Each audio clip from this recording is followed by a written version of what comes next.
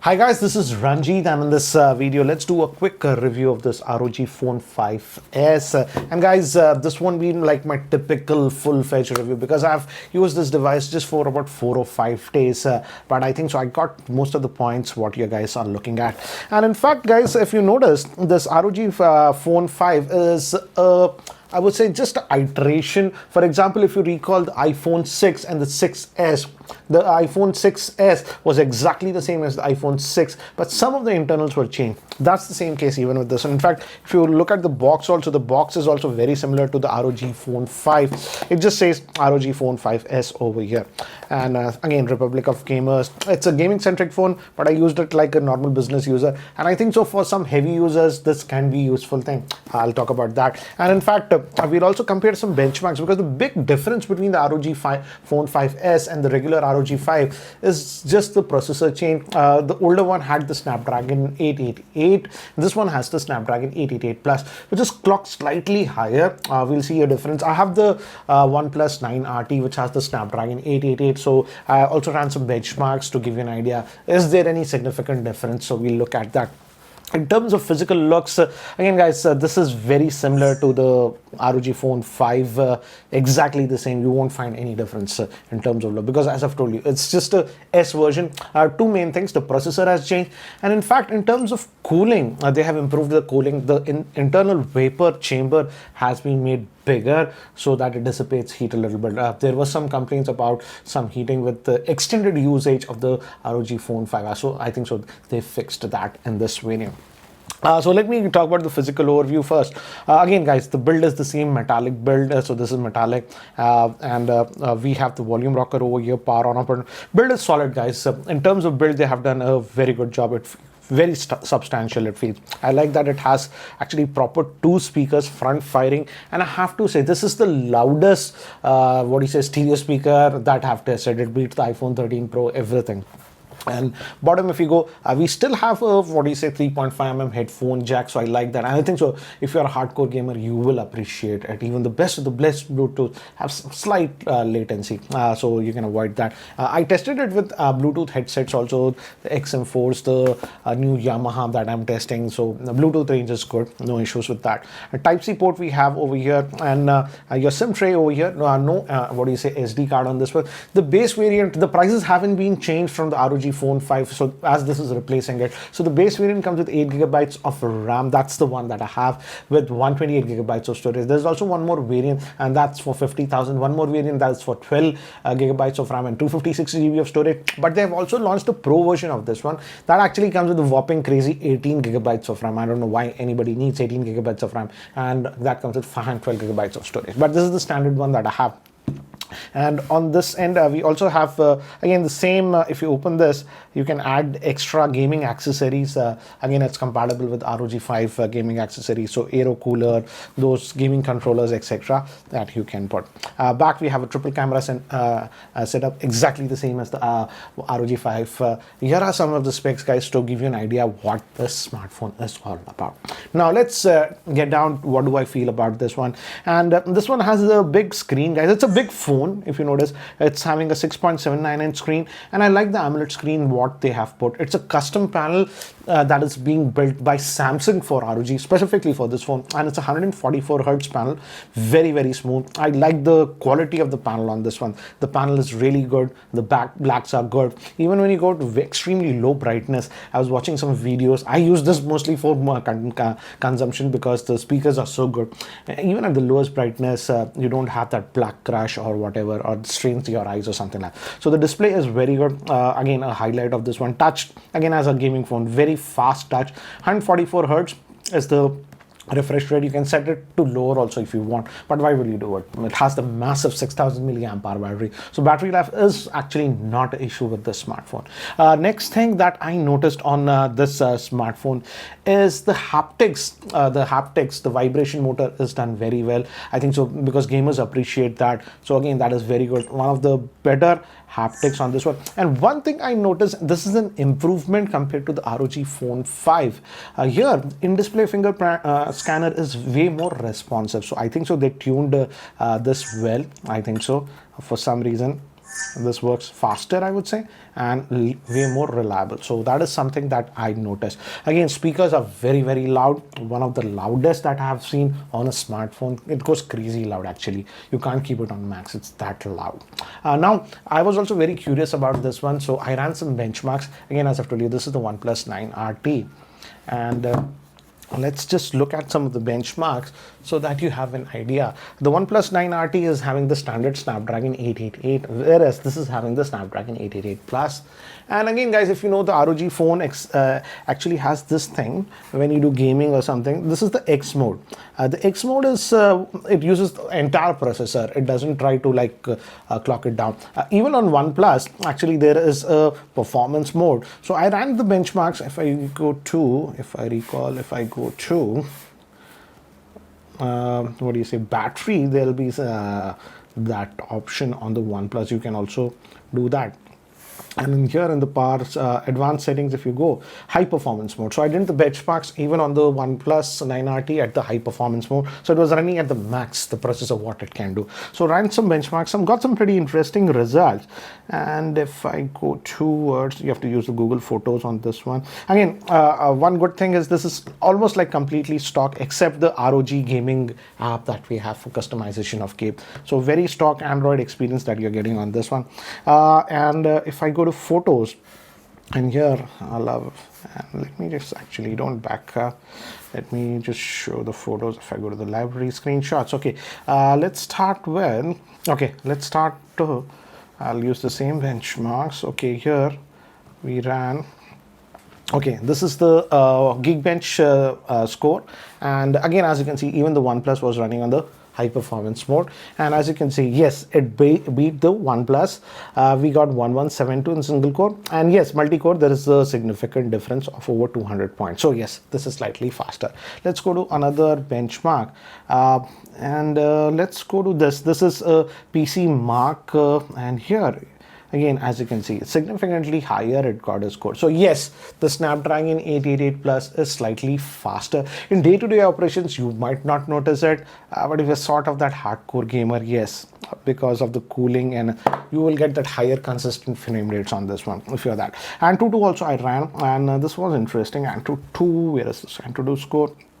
And as you can see, on this OnePlus 9 RT, we got a score of 7,38,000, where here we got a score of 8,37,000. So almost 1 lakh better. So yes, the Snapdragon 888 Plus is slightly faster, and again, in day-to-day performance you will not notice it, but again, if you're sort of a hardcore gamer, you can. Talking about gaming, guys, I did because I did some gaming. Mostly I played Call of Duty because that's the game I like. I don't play any other games, and I played it for just about 25 minutes.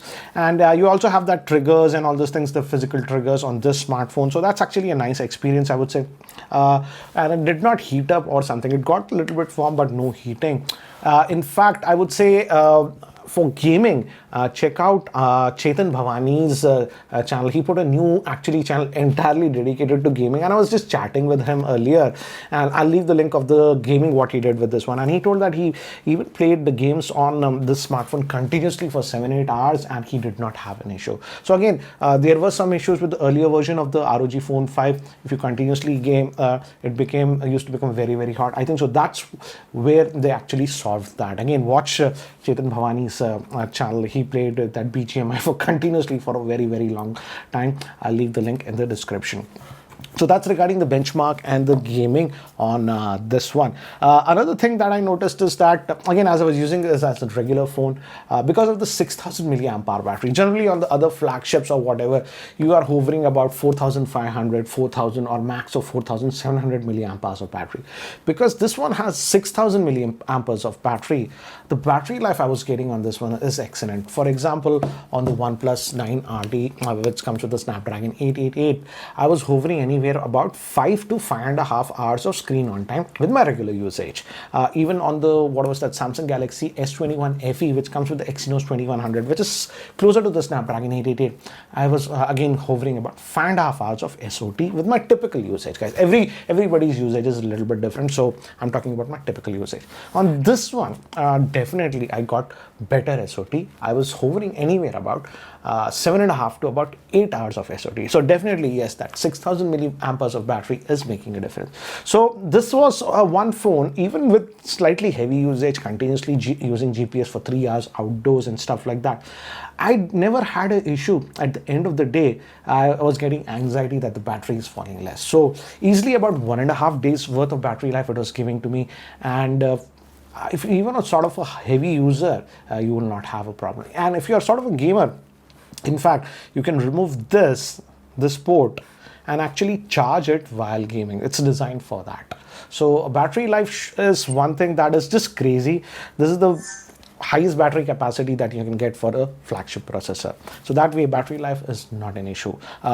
Next thing is, now let's move to some of the things that, again, moving to the camera, guys. The camera is exactly the same as the ROG Phone 5. The main camera is a 64 megapixel. Then we also have a 13 megapixel ultra wide and a 5 megapixel macro. And here are some of the samples, random samples that I took with this one. And camera is decent. In fact, these are some of the samples that I was taking on the Samsung Galaxy S22 launch, and these were taken in dull lighting in my drawing room, pretty dull lighting, and in fact I was surprised that the results came out good. So the camera, I would say, is decent, but again, if you are buying this smartphone specifically for camera, then I would not say. The Samsung flagships or the other flagships that specifically cater towards camera will get better results in tricky lighting conditions compared to this one. But this one, I would say the camera is no slouch. In a pinch, if you want to take some photographs and stuff like that and post it, it'll do the job. But again, this smartphone you will not buy specifically if camera is your highest criteria. I just want to get that very clear. Next thing is one thing that I do not like. In fact, I got one OTA update just today morning before shooting this video. So let me just show you. And this is where I am like, they should have been better, I would say. If you go to system and about the phone, Android version is still on Android 11. So they should have launched. Yes, I checked with the Asus team. They told that Android 12 will soon be coming on the smartphone, but I feel they should have launched the smartphone directly with Android 12, because some of the other brands, for example, the Realme, what was that? Not even a flagship, that came with Android 12. So they should have actually got it with Android 12. Slight nitpicking that, I would say. Next thing is, again, you have to beware about this one. This is definitely a heavy phone, guys, a pretty heavy phone. So again, it's 238 grams, so you have to get used to it. And lastly, I completely forgot about this one. What do we get in the box? So these are the accessories that you get. You get this case in the box itself. So it's a nice, very light case. So you can just put this in and it will protect the edges of your phone and the back. So the case actually looks pretty cool on this one. And you also get this charger in the box. Actually, here I'm slightly disappointed because this is a regular 30-watt charger, but the smartphone supports 65 watts of charging, and in international market they're giving a 65-watt charger. So here they could have also given us the 65-watt charger. Don't get me wrong, it charges pretty quickly, but it's not that 65-watt charger. By the way, this does support power delivery charging. So many of the laptops these days are coming with a Type-C charger. So if you have that, you can charge the smartphone with your laptop's PD charger. Another thing that I like, and I don't recall this one, correct me if I'm wrong. This one we are getting a braided charging cable. So I like that. These are a lot more clearable. So this was a nice thing. And lastly, I would say I also used this smartphone quite a bit for media consumption, and the reason for that was the speakers. Let me give you an idea. Let's just open YouTube. Let's just go back, and I'll actually also this on the OnePlus 9RT. This also has stereo speakers. So let's try to actually run the same video so that you can get an idea about the speaker. So let's do that. Let's just play it first on the OnePlus. This is the max volume, guys. Let me check. Yes, this is the max volume. OnePlus. Now I'm going to play it on this one. I'm going to pause this. You have bass and depth on this one, but this is not the max volume, guys. Let me just increase it. So as you can, this is normal and this is extra. Again, to give you an idea, let me pause this. Let me. So definitely I would say speakers are among the best, and in fact not only stereo speakers, the balance is very good because it's front firing. It's not like, okay, 60% volume comes from this, so very balanced. And in fact the speakers are so good that you get slight bass also on this one, so excellent for media consumption. And in fact I watched a lot of videos and even movies with this smartphone. To sum it up, I would say this smartphone is for people who are specifically gamers, because this is a gaming centric smartphone, and also for people who consume a lot of media online and they want that long battery life. If you're that kind of a person, you can certainly have a look at this smartphone. It's available on Flipkart, and the base variant starts at about 50,000. So guys, this was my quick review of this ROG Phone 5S.